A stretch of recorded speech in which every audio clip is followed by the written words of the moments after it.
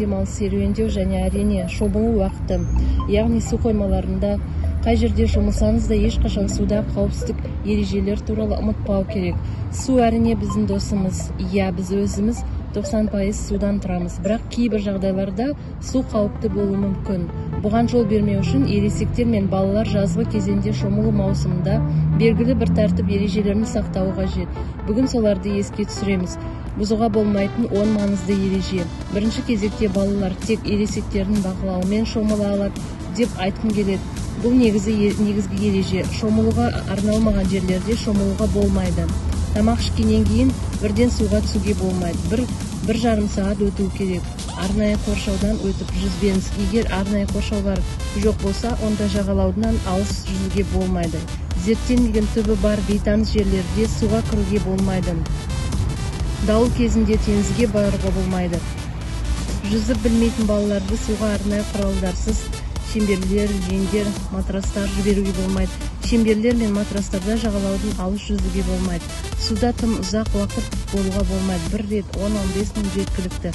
Қатты ағысты жерлерде жүзуге болмайды. Тым суға шомылуға болмайды. 16 градустан төмен болмауы керек. Міне осындай тізбе пайда болды және оны толықтыруға болады. Қайықтардың, катерлердің және кемелердің жанында жүзуге тыйым салынады.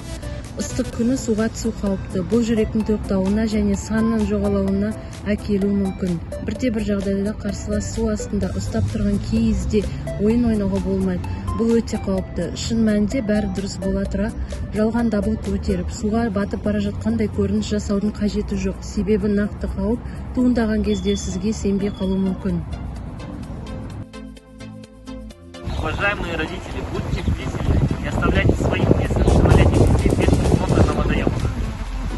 Петропавл қаласы ювеналдық полиция, учаскелік полиция инспекторлары, төтенше жағдайлар қызметі бойынша инспекторлармен бірге суда шомылу ережелері мен қауіпсіздік шаралары туралы, суда шомылудың қауіпсіздік, тоқтау сулар мен шалшық суларда шомылудың қауіптері, аяқ-қол тырысу болған сіздің іс-әрекетіңіз туралы, су ернінен шығудың тәсілдері, суда қатты шаршаған кездегі іс-әрекет, суық судың қауіптілігі туралы кеңестер беріп, әрбір ата-анаға түсіндіру жұмысын жүргізеді.